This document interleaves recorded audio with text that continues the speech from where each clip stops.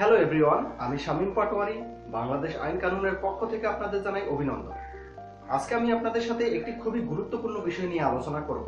তা হলো, আপনি যদি কাউকে ধারে টাকা দেন অথবা কারো কাছ থেকে আপনি টাকা পান, উক্ত টাকার বিপরীতে আপনি যদি তার কাছ থেকে ব্যাংক চেক নেন, সেক্ষেত্রে উক্ত ব্যাংক চেক নেওয়ার ক্ষেত্রে কি কি সচেতনতা আপনাকে অবলম্বন করতে হবে। তো কেন আপনাকে ব্যাংক চেক নেওয়ার ক্ষেত্রে কিছু সচেতনতা অবলম্বন করতে হবে তা বোঝার জন্য প্রথমে আমি আপনাদেরকে একটি এক্সাম্পল দেই।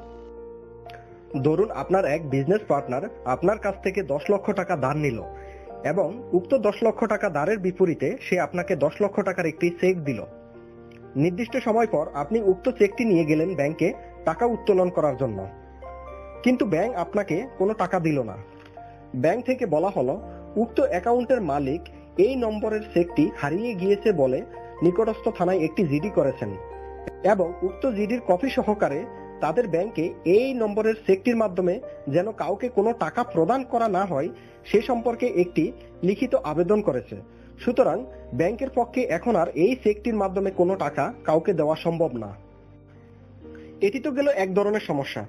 এছাড়া আপনি চেক নিয়ে আরো নানা ধরনের সমস্যার সম্মুখীন হতে পারেন। এখন আমি আপনাদেরকে এমন কিছু নিয়ম, এমন কিছু টেকনিক শিখাবো যেগুলো ফলো করলে আপনি এ ধরনের সমস্যা সহ আরো নানা ধরনের চেকের যাবতীয় সমস্যার হাত থেকে সহজেই নিস্তার পেতে পারবেন। তো এক্ষেত্রে আপনারা কারো কাছ থেকে ব্যাংক চেক নেওয়ার ক্ষেত্রে 6টি বিষয় অবশ্যই মাথায় রেখে তার কাছ থেকে ব্যাংক চেক নেবেন।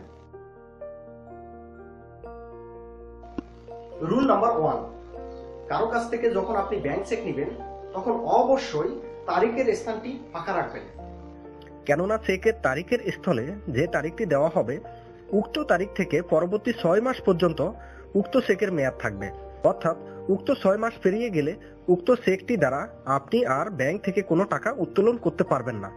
এমনকি চেক ডিজঅনারের কারণে নেগোশিয়েবল ইনস্ট্রুমেন্ট অ্যাক্ট 138-এ যে মামলাটি করার সুবিধা পাওয়ার কথা, সে মামলার করারও আপনি সুবিধা পাবেন না 6 মাস পেরিয়ে গেলে। কেননা 6 মাস পেরিয়ে গেলে ব্যাংক আপনাকে ডিজঅনার কোনো রসিদও দিবে না এবং উক্ত ডিজঅনার রসিদ ছাড়া আপনি নেগোশিয়েবল ইনস্ট্রুমেন্ট অ্যাক্টে মামলা করতে পারবেন না। সুতরাং আমার প্রথম নীতি হলো চেকের তারিখের স্থানটি ফাঁকা রাখুন। যেদিন আপনি মনে করবেন আপনার পাওনাদার টাকা দিবে, ঠিক সেদিন আপনি ওই দিনের তারিখটি লিখবেন। তাহলে আপনি আরো নতুন 6 মাস সময় পাচ্ছেন। যদি পাওনাদার আপনাকে টাকা নাও দেয়, সেক্ষেত্রে আপনি তার সাথে বার্গেনিং করার আরো 6 মাস সময় পাচ্ছেন। সুতরাং রুলস নাম্বার 1, চেকের তারিখের স্থানটি ফাঁকা রাখবেন। রুলস নাম্বার 2, প্রতিটি ব্যাংকের চেকে দেখবেন পে টু একটি অপশন আছে, অর্থাৎ পে টু কাকে টাকা প্রদান করা হবে। এখানে অবশ্যই আপনার ন্যাশনাল আইডিতে যে নামটি আছে সে নামটি লেখাবেন। মনে রাখবেন, যদি চেকের পে টু এর স্থলে ক্যাশ অথবা নিজ এই কথাগুলো লেখা থাকে, সেক্ষেত্রে উক্ত চেকটি দ্বারা আপনি কখনোই ডিজঅনার করাতে পারবেন না। এমনকি উক্ত চেকটি দ্বারা আপনি কোনো মামলাও করতে পারবেন না। পে টু এর স্থলে আপনার নাম থাকা এটা নির্দেশ করে যে আপনাকে উক্ত চেকের মালিক কোনো কারণে আপনাকে এই চেকটি প্রদান করেছে এবং বর্তমানে এই চেকটির হোল্ডার আপনি। সুতরাং আমার রুলস নাম্বার 2 অবশ্যই পালন করবেন। পে টু এর স্থলে আপনার অর্থাৎ পাওনাদারের নিজের নাম লেখাবেন। রুলস নাম্বার 3, আমরা রুলস নাম্বার 2তে আপনাদের দেখিয়েছি পে টু এর স্থলে আপনার নিজের নাম অর্থাৎ পাওনাদারের নাম লেখাবেন। কিন্তু এখানে পাওনাদারের নাম লেখানোর ক্ষেত্রে একটি খুবই গুরুত্বপূর্ণ বিষয় বিবেচনা করবেন। পাওনাদারের নাম অবশ্যই যে ব্যক্তি আপনাকে চেকটি দিতেছে তার হাতে লেখাবেন, কখনো আপনি নিজে লিখবেন না। কেননা আপনি যদি পে টু এর স্থলে আপনার নিজের নাম লেখেন, সেক্ষেত্রে চেকের মালিক কিন্তু যে কোনো সময় দাবি করতে পারে এই চেকটি আপনার উদ্দেশ্যে সে স্বাক্ষর করেনি, এই চেকটি হয়তো বা অন্য কাউকে দেওয়ার উদ্দেশ্যে সে স্বাক্ষর টাক্ষর করে রেখেছে, আপনি চেকটি চুরি করে নিয়ে গিয়েছেন এবং আপনি নিজের নাম বসিয়ে এখন চেকটি থেকে টাকা দাবি করতেছেন, এটা বলতেই পারে। সুতরাং রুলস নাম্বার 3, যখন আপনি কারো কাছ থেকে চেক নেবেন, পে টু এর স্থলে অবশ্যই আপনার নাম লেখাবেন, কিন্তু আপনি নিজে লিখবেন না, যে চেকের মালিক তার হাতে লেখাবেন। রুলস নাম্বার 4, আপনি যখন কোনো ব্যক্তির কাছ থেকে চেক নেবেন অবশ্যই দেখবেন চেকে অবশ্যই টাইপ করে মালিকের নাম লেখা থাকে। প্রতিটি চেকেই উক্ত চেকের মালিকের নাম লেখা থাকবে। আপনি যার কাছ থেকে চেকটি নিচ্ছেন উক্ত ব্যক্তি কি আসলেই এই চেকটির মালিক কিনা সেটি অবশ্যই দেখে নেবেন। কেননা এই চেকটি তো তিনি কারো কাছ থেকে চুরি করেও আনতে পারে বা প্রতারণা করতেও পারে, বা এই চেকটি তার স্ত্রীরও চেক হতে পারে।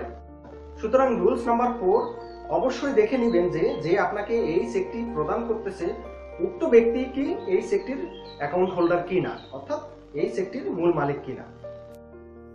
রুলস নাম্বার 5, চেকটিতে যখন চেকের মালিক স্বাক্ষর করবে তখন অবশ্যই যেন আপনার চোখের সামনে চেকটি স্বাক্ষর করে। দেখা গেল উনি তার বাসার ভিতর থেকে চেকটি স্বাক্ষর করে এনে দিল আপনাকে, কিন্তু দেখা গেল ওই স্বাক্ষরটি আসলে উনি করেননি, অন্য কোনো তৃতীয় ব্যক্তি এই স্বাক্ষরটি করেছে। তো আপনি কিন্তু বিষয়টি তখন বুঝতে পারলেন না। পরে উনি কোর্টে গিয়ে দাবি করলো এই স্বাক্ষরটি তার না। তখন আপনি কি করবেন? কেননা আসলেই স্বাক্ষরটি তো ওনার না, এই স্বাক্ষরটি অন্য কোনো ব্যক্তির। তখন বরং আপনি উল্টো জালিয়াতির মামলায় ফেসে যাবেন। সুতরাং আমার রুলস নাম্বার 5, চেকে যখন চেকদাতা স্বাক্ষর করবে তখন অবশ্যই যেন আপনার চোখের সামনে চেকটিতে স্বাক্ষর করে। শুধু স্বাক্ষর না, পুরো বিষয়টি যেন আপনার চোখের সামনে ঘটে থাকে। আপনার নাম উনি আপনার চোখের সামনে লিখবে, উনি চেকে যেখানে স্বাক্ষর করতে হয় সেখানে যেন উনি নিজে আপনার চোখের সামনে স্বাক্ষরটি করেন। অবশ্যই এই রুলসটি খুবই গুরুত্বপূর্ণ এবং এই রুলসটি অবশ্যই পালন করবেন। তো আশা করি বিষয়টি আপনারা বুঝতে পেরেছেন এবং পরবর্তীতে যখনই আপনারা কারো কাছ থেকে চেক নেবেন অবশ্যই এই বিষয়গুলো একটু মাথায় রাখবেন। আর 6টি রুলস মুখস্থ করার কোনো প্রয়োজন নেই, জাস্ট একটু মাথায় রাখবেন। যখনই চেক নেবেন তখন বিষয়গুলো একটু বিবেচনা করবেন, সচেতন থাকবেন। এবং আপনি যদি এই বিষয়গুলো নিয়ে শুধু সচেতন থাকেন সেক্ষেত্রে আপনি 90% সমস্যার হাত থেকে বেঁচে যাবেন এবং আইনি জটিলতার হাত থেকে, টাকা পাওয়ার অনিশ্চয়তার হাত থেকে বেঁচে যাবেন। আর আরেকটি কথা, আপনারা সবাই আমাদের ইউটিউব চ্যানেলটিতে সাবস্ক্রাইবার করে রাখবেন। এতে করে কি হবে, আমরা যখন একটি নতুন ভিডিও আপলোড করব সাথে সাথে আপনারা উক্ত ভিডিও সম্পর্কে একটি নোটিফিকেশন পেয়ে যাবেন। তো সবাই ভালো থাকবেন, সুস্থ থাকবেন, আমার জন্য দোয়া করবেন। আমি যেন আরো নতুন আইনি সচেতনতামূলক ভিডিও আপনাদের কাছে তুলে ধরতে পারি, এই জন্য আমাকে দোয়া করবেন। ভালো থাকবেন, আল্লাহ হাফেজ। প্রিয় সুধী, এতক্ষণ কষ্ট করে আমাদের ভিডিওটি দেখার জন্য আপনাদের জানাই আন্তরিক শুভেচ্ছা ও অভিনন্দন।